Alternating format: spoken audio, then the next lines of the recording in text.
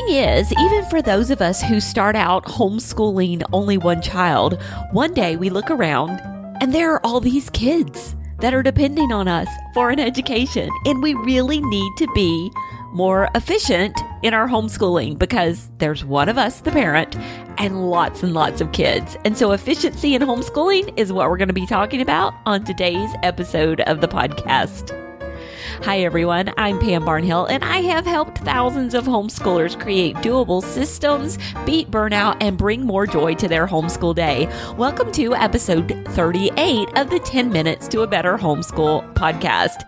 Okay, so happy you're joining me here today. And just a little production note, if you are used to watching these podcasts on YouTube, you may have found they have changed a little bit.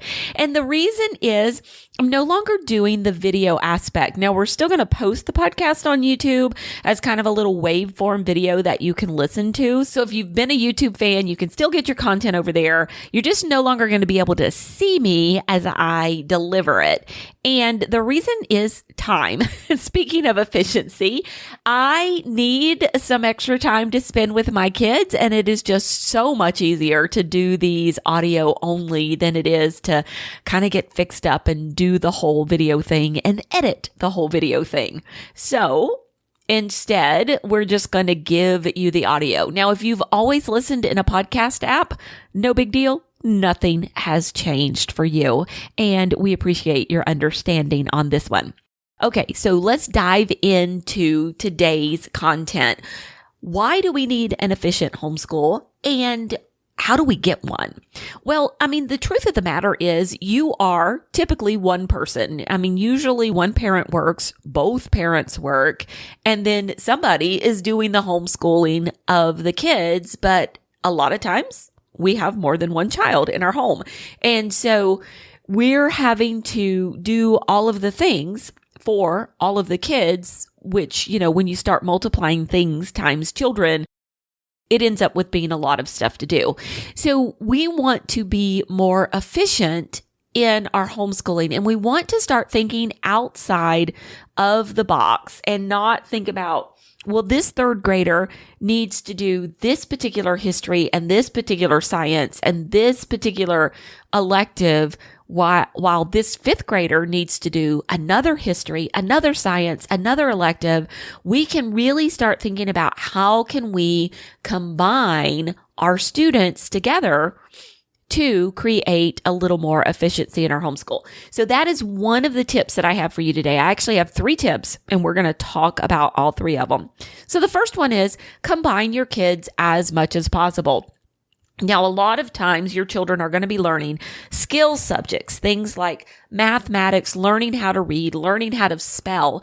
And for those subjects, it's a little harder to combine kids because in our families, unless we have twins or we've had the wonderful benefit of adopting children that are very close in age together, our kids are a variety of different ages. And they're not going to be able to do a lot of those skill subjects together. Like you're typically not going to have 2 right there together in math or right there together in learning how to read. And so for those particular subjects in your day, the kids are going to be working independently. And we've always had a section of our homeschool called independent time, where they've done that independent work. And really, especially when they were little, it looks a lot like me sitting with each one of them for a period of the day and working on that independent work together.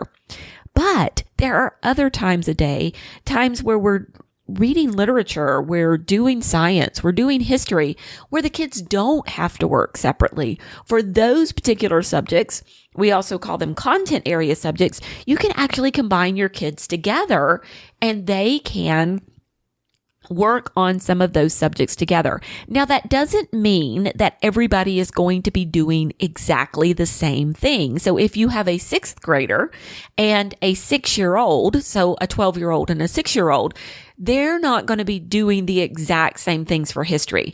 They may be listening to you read a lot of the same books, but that's all the 6-year-old is going to do. Whereas on the other hand, the sixth grader may also do some additional reading by themselves independently later in the day. They might do a written narration or fill out a notebooking page or do some kind of project that they don't need you sitting there working with them for. That's going to expand upon the knowledge that they gained when you were reading the book to them and the 6-year-old.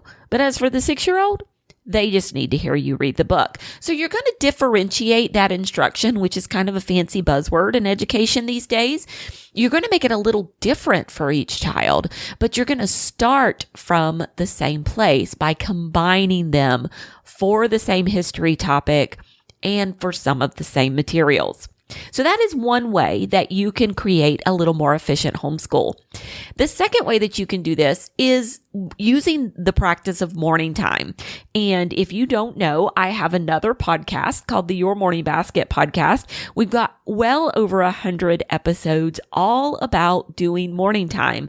And this is a time in your day when your entire family comes together and you are going to combine kids for all kinds of subjects and practices.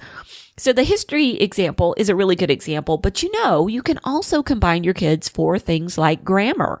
When my oldest was 12 and I had younger children, younger than her, we did a little bit of grammar every single day in our morning time. And that was grammar for everyone. Basically, one sentence a day. We would parse it. We would deconstruct it. We would talk about the parts of speech that were in there. We would talk about the role that the different nouns were, and adjectives were playing within the sentence, and then we talked about the phrases and the clauses that were in there and what kind of sentence it was.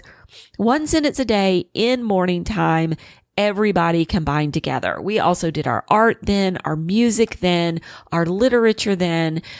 We've even done foreign language in morning time. So it's just a really great place to be able to help you do number one, which is combine your kids, but also to add in a lot of wonderful subjects that you otherwise might not get to in your day. What I found was when I tried to scatter those little subjects throughout my homeschool day, they would not get done. But by combining them together, it gave them more weight and they really started getting done by putting them into that morning time period of the day. You don't have to do it in the morning. You don't have to call it morning time, but have a period of your day where everyone comes together and you put all of those subjects that you want to do together, work on them for a while, and then move on with your independent work and move on with doing something else for your day. And I know the question's going to come up, like, how long should this morning time be? And the fact of the matter is, if your kids are younger, it's going to be shorter. But as your children get older, it gets longer. And then when you get high schoolers, they might not stay for the entire time because they might have other responsibilities pulling on them. And so their particular portion of it needs to be shorter again. So it's going to vary with the ages of your kids, and it's also going to vary with the other things that you have going on in your life. And then the last thing I want to talk about when it comes to being more efficient in your homeschooling is always start from your vision and goals. When you're setting up what you want your homeschool to look like and what subjects you want to study, we don't start by buying curriculum. We start by looking at what is the vision that we have for education? What things are important to us? What do we want our kids to be able to know and to be able to do? What do we want the atmosphere of our home to be like? And then also, what are the specific goals that we have for each child each year? Because as you take a realistic look at your children each year, you're going to see there are some areas where we need to do a little bit of extra work. Maybe somebody needs some extra work in math, or somebody needs some extra work in writing, or somebody is just a horrible speller and like, this is the year we need to turn it around. Or they have interests that we want to follow, and we want to make sure that we make time for those interests. And by setting some goals that focus on those weaknesses and those interests, then we are prioritizing what is most important to us. It doesn't mean that the other subjects are not getting done.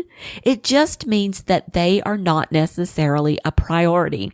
And I tell you, you have to have some priorities when it comes to homeschooling a bunch of different kids, because once again, there's one of you, there's a bunch of them, and we need to know that when life gets a little crazy, I can guarantee you it's going to at some point this year. What are the balls that we're not going to drop? What are the subjects we're not going to forget? What are the things that are a priority to us that we're going to keep moving on no matter what?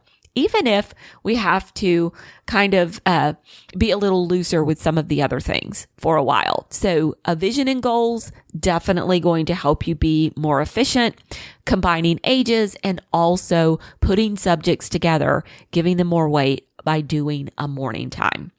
Okay, there you go. Those are my tips for you today on creating an efficient homeschool. And hey, permission to know that you are not going to be all things to all people all the time. A little bit of efficiency is a really good thing. Now, I will be back again next week. Next week, we're going to be talking all about... Now, I will be back again next week. I'm going to have a very special guest. Her name is Heather Tully. She is a homeschooling mom of 10. Her oldest is 22 years old. Her youngest is 4. And we are talking all about how to beat homeschool burnout. You're not going to want to miss this conversation. Until then, keep on homeschooling.